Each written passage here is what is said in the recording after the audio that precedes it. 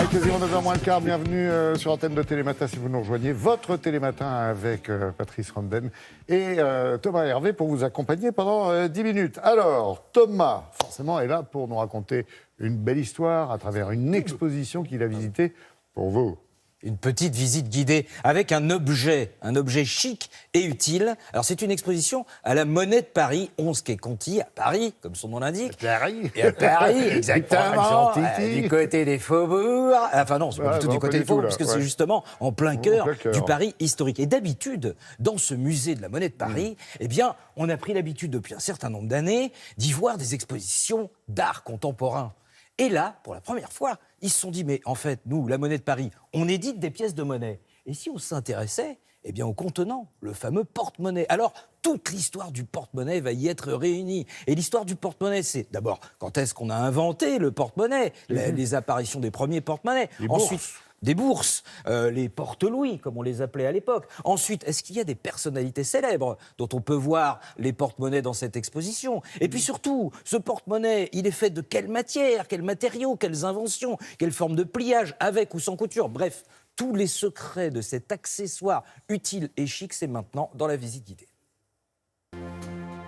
Bonjour, nous sommes ici au cœur de la Monnaie de Paris et ce matin, je vous emmène pour une expo chic et utile sur l'art du porte-monnaie.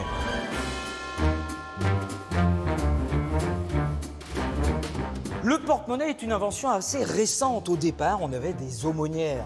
Et là, vous avez la reproduction d'une aumônière qui a été faite pour Sarah Bernard dans la pièce Gismonda. Le problème, c'est que Sarah Bernard, elle l'a trouvée tellement jolie qu'elle a dit, écoutez, mais c'est parfait, je la garde. On a dit, non, mais ça fait partie du costume. Oui, non, mais c'est pas grave, je la garde. Ah bah oui, mais je vous aurais bien donné un petit quelque chose, mais je n'ai pas de monnaie. Ah mais non, mais... oui. Voilà comment Sarah Bernard a gardé cette aumônière toute sa vie.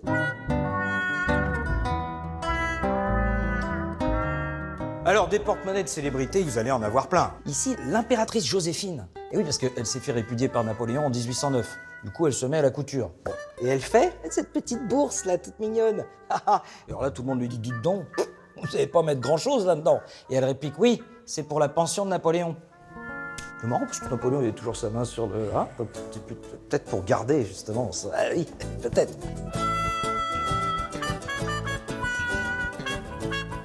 Alors, on vous l'a dit, c'est au 19e siècle que l'art du porte-monnaie explose. Vous allez en voir ici de toutes les tailles, de toutes les formes, pour toutes les bourses, si j'ose dire. Mais vous allez tomber sur des porte-monnaies quand même particulièrement rikiki. Là, vous voyez le numéro 2 et le numéro 4, vous dites « Oh là là, ça c'est quand même du porte-monnaie de rabbin ». Eh ben pas du tout, ce sont des accessoires pour les poupées. Bah oui, comme c'est à la mode. Les poupées très chics doivent avoir le leur. Bon, cela dit, tous ceux qui sont autour, ce sont de véritables porte-monnaies. Oh, c'est pour des gros radins. Ou alors, peut-être que ce sont les porte-monnaies de Napoléon.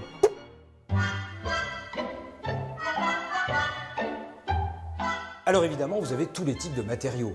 Vous avez les porte-monnaies en porcelaine, vous allez en trouver en métal, en tissu, en ivoire, attention, interdit depuis 2016, et puis en crustacé. Ici, vous avez 3 porte-monnaies en coquille de moule. Alors évidemment, c'est tout petit, la coquille de moule. Mais en fait, c'était pas fait pour mettre des pièces de monnaie, c'était fait pour mettre un petit chapelet.